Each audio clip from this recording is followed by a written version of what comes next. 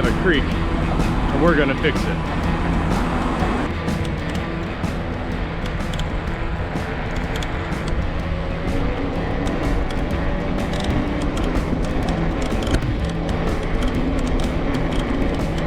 As you probably heard from the video outside, I definitely have a creak, or actually more like a click and tick sound, pop sound, coming from my bottom bracket area. I'd already taken out the cranks and checked the spindle to make sure the spindle was tight on the crank, and make sure the bottom bracket was tight in the frame, make sure all that was clean and spinning smooth. And that's all good to go. So what I think the problem is actually the chainring. This is a direct mount chainring. The lock ring that holds it on the backside of the crank has come a little bit loose. So I'm gonna go through and just open that up and figure out what the heck's going on, and hopefully taking that apart, cleaning it, greasing it, and putting it back together will solve the issue. In this particular case, we're gonna need a big crescent wrench, bottom bracket tool for Shimano style,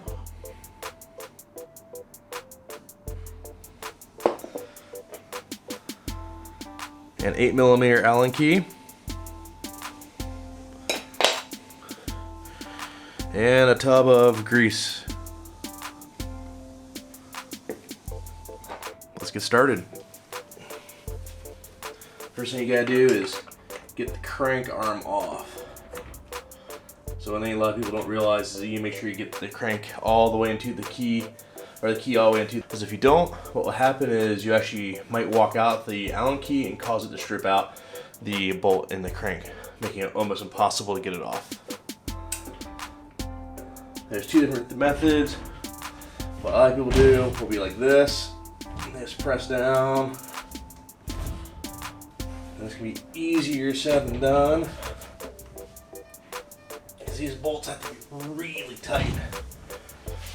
And this is not gonna work, so I'm gonna try my other method, where you can squeeze the Allen key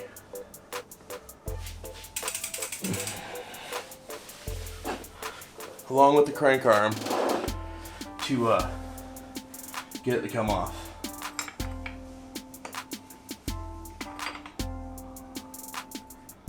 Actually, I might have to pull.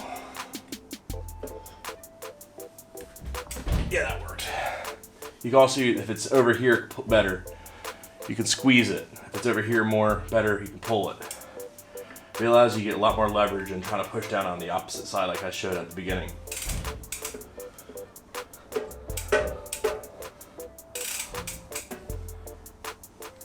Continue to crank it off.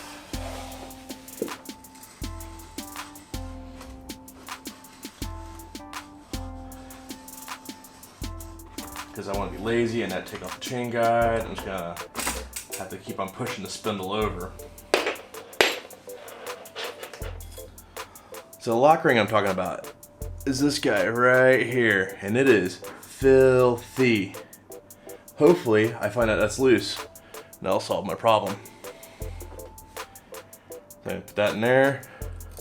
Oh yeah, that's like super duper loose. Wow, that's not even hand tight. I was able to get that off my hand. That's not right. What I'm gonna do is I'm gonna take this off. I'm gonna clean up everything.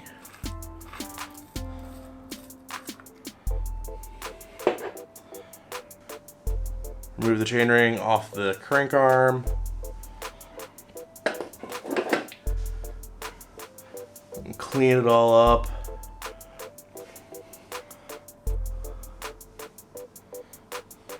Be back in a couple minutes. Okay, now that we got everything all clean, the chainring, the crank arm, and the lock nut, we're gonna put grease on the crank arm right around the spline here to help keep the chainring quiet on there. So all you need to do is just get a big old dab of grease, or a grease bucket, and just kind of spread it around. Being more is good. No reason to be stingy with it. As much as I can back in the bucket. the line on the chainring. That should go with the crank arm itself.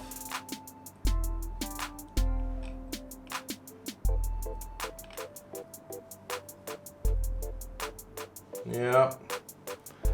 Line that up, press that on by hand. Take the lock ring, put it on here, hand tighten the lock ring. That's very important. It's very easy to cross thread because it's also aluminum thread, so it's not like super crazy strong. The threads, I should say, they're fine if you get them cross. If you don't get them cross threaded, they're gonna be plenty strong for holding on the chainring, so no reason to worry about that. And then crank that on pretty darn good. I'll reposition the tool a little bit and do it one more time. Definitely don't want that loose to come loose again. Oh man, it is quite the thing to track down. And pretty much just put it back together like we found it.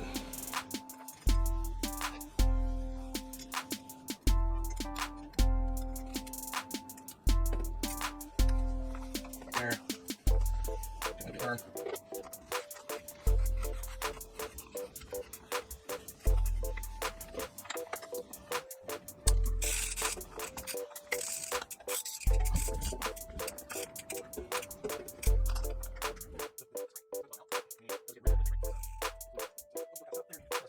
This crank, it's meant to bottom out the bolt, meaning it'll just get really, really, really tight right before it's completely tight. So once you feel it kind of stop there, you know it's good and tight.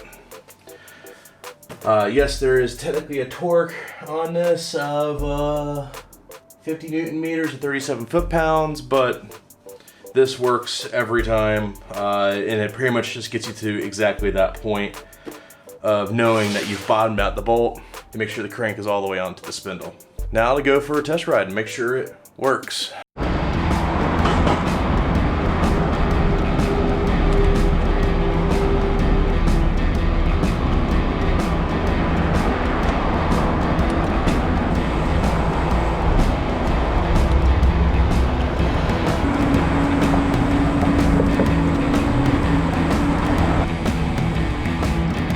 And it looks like it's a success.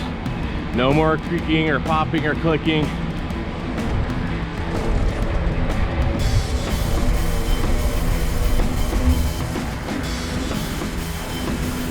Just silence, like it should be.